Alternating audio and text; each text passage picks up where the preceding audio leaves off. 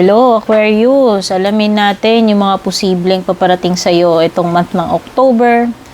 I'm Purple Teen. Sa mga bago dito, kung hindi pa po kayo nakaka-subscribe dito sa aking YouTube, please don't forget to subscribe. Paki-like and follow na rin po yung aking Facebook, Instagram at pati na rin yung TikTok. Yung link at details, kung magbubook kayo ng personal reading, nakalagay sa description. Mag-send lang po kayo ng PM sa aking FB page. So, kunin muna natin yung overall energy mo, Aquarius, for the whole month of October.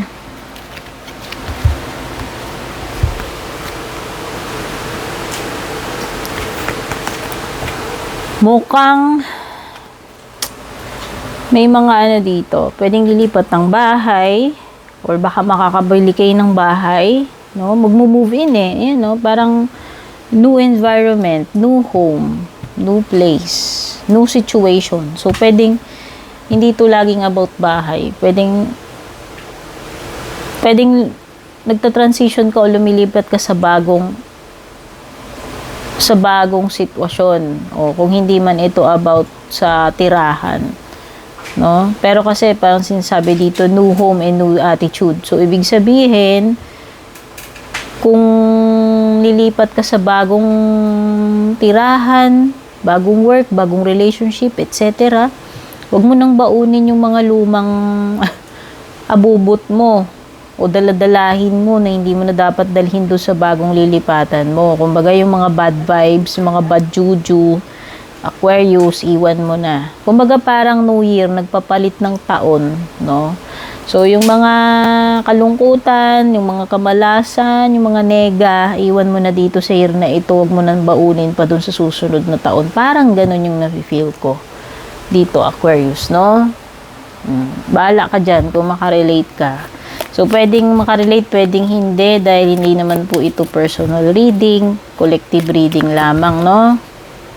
Kung hindi nag-fit, wag ipilit. Yun yung sabi ni Cinderella. Baka mabasag yung glass shoe.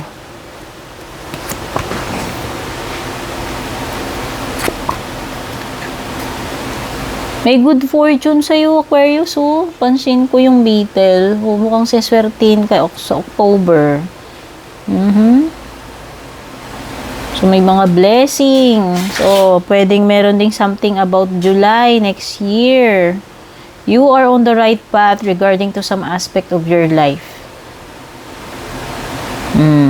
Mukhang nasa tamang landas ka naman, Aquarius. Kailangan mo lang yung magpursige, continue mo lang yung mga ginagawa mo kasipagan, no?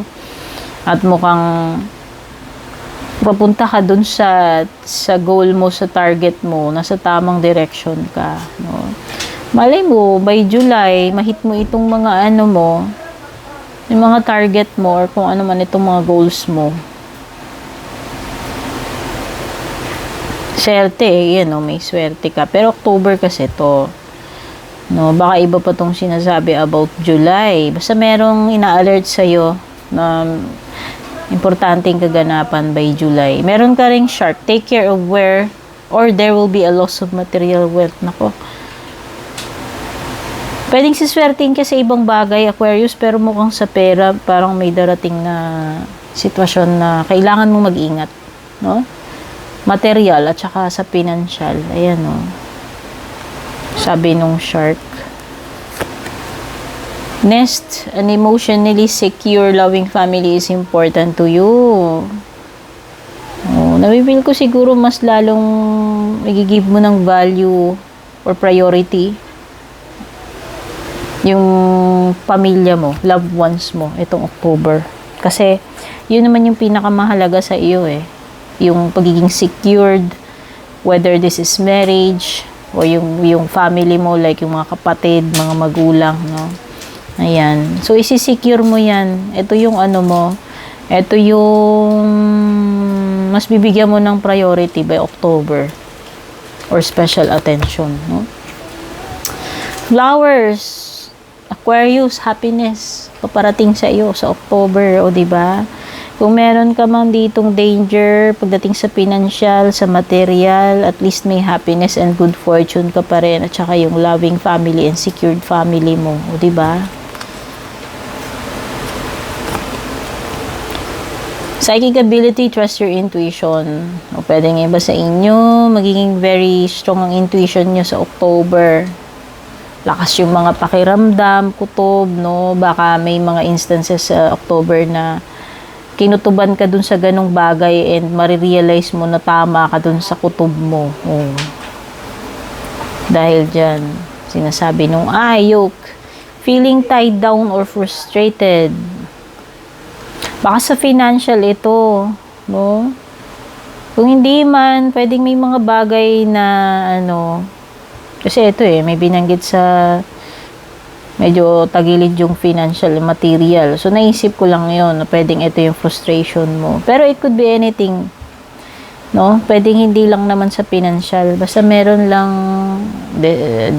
pwedeng disappointment or frustration sa isang bagay by October. Beware of self-delusion.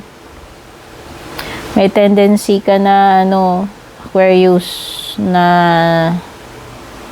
ano ba yun? Pwedeng hindi grounded yung mga expectations mo, like, too good to be true, or parang to the point na parang halos niloloko mo na yung sarili mo, no? Ayan. Self-delusion Ibig sabihin, may kinalaman sa kung ano yung mga iniisip mo sa sarili mo. Pwedeng mga false, pwedeng yung mga ini-imagine mo. Nagiging overboard, no? Lumalagpas ka na sa realidad, wala na, kumbaga. Nawawala ka doon sa reality. Yun. Pwedeng may tendency kang ganyan sa October, Aquarius.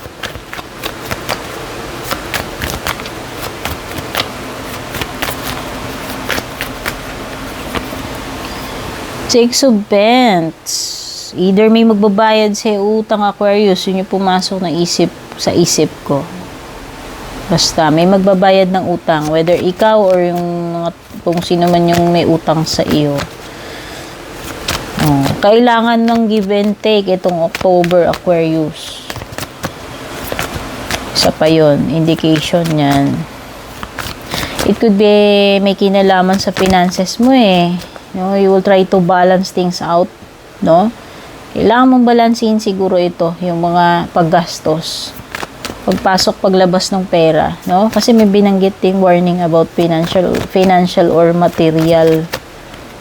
So, kaya mong mapautang-utang, Aquarius, no? Pay attention dyan. The Moon, so pwedeng may water sign energy.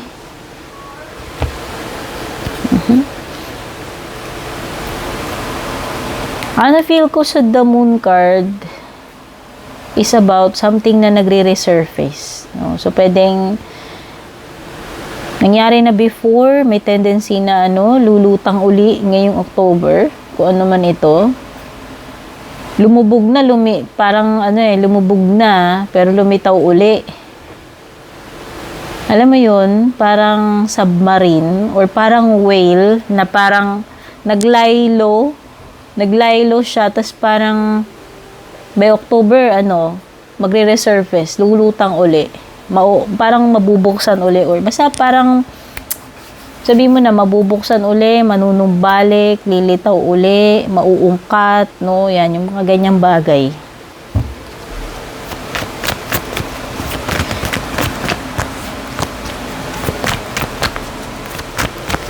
Okay, it could be something na dating iniisip mo, tapos pwedeng nawala siya, napunta sa back of your mind, tapos bandang October parang makakalkal uli ng pag-iisip mo, no? For some reason, parang pwedeng ma-refresh, manariwa siya sa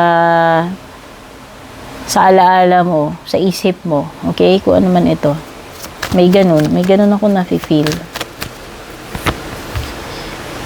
Water sign, female. Ayan. Could be dealing with a water sign. Ano ba yan? Water sign ako na water sign kasi ito yung tinitignan ko kanina. Fire sign, sorry naman. Fire sign, female. Aries, Leo, Sagittarius, baka ito yung makakadil mo, kung sino man yan. So, pwedeng you will feel an attraction dito sa person na to. Babae man ito, lalaki, ha? Pero most likely babae. Yung mga lalaki dyan na Aquarius, baka ma-attract daw kayo, maseksihan, no? Ma-charm nitong babaeng to. Mukhang malakas yung charm niya at hindi kayo, alam mo yon, hindi kayo exempted. Tatablan kayo ng charm niyang person na yan. And 2 swords. Indecision, Aquarius, about something. Hindi mo ma-makeup yung isip mo dito sa bagay na ito na sinasabi ni 2 of Swords. No? So, pwedeng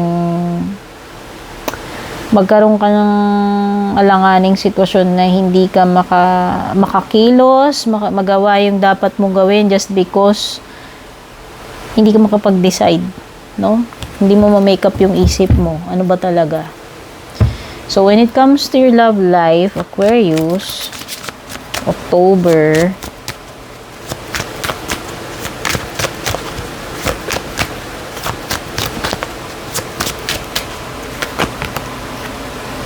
reminiscing, ayun oh. Kaya naman pala may moon card. Yun yung parang nagre-resurface sa iyo. So parang connected pala sa love life mo, ite, Aquarius. Oh, ikaw ito. Nakakalkal mo yung mga alaalang nakatago na sa baul. Dito sa, kung sino man itong person na to, mukhang past person eh. O, sabihin na natin current person mo yan ngayon. Pero parang may mga memories, mapa-present person mo yan o past na makakalkal mo. Yung mga memories na galing sa baul at manunumbalik, mauungkat uli, no? Ayan yun, sinasabi ni The Moon. May kinalaman pala sa love life mo. Tama pala, okay. I haven't told you everything. Ayun, oh. Mukhang magkakaungkatan pa rito, pati yung mga bagay na hindi inamin, yung mga hindi kinwento, hindi sinabi noon. Ayan, oh. Nako, mukhang kalkalan pala yung yung October pagdating sa love life mo. Aquarius, sana naman hindi yan. Hindi mauwi ng awayan. So, pagdating naman sa pera, kabuhayan, or career mo sa October, Aquarius, silipin naman natin. Panay yata overtime mo, October, so ibig sabihin, pwedeng pagod na pagod ka, pero at the same time, Aquarius, marami ka namang overtime na kukubrahin, no? Ayan. Diba? At least, kung paid yung overtime mo, baka naman kasi mamaya overtime ka ng overtime dyan, tapos hindi naman pala makukubra, diba? Yun lang.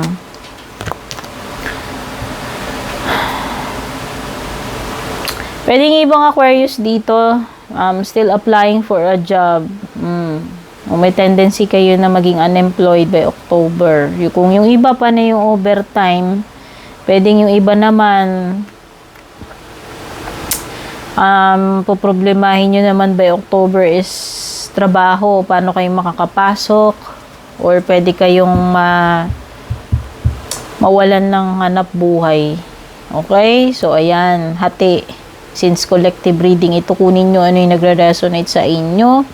Aquarius, ito yung mga nakuha ko, mga posibleng paparating sa iyo itong month na October. Thank you so much for being here. Don't forget to comment, like, and share. Take care and God bless.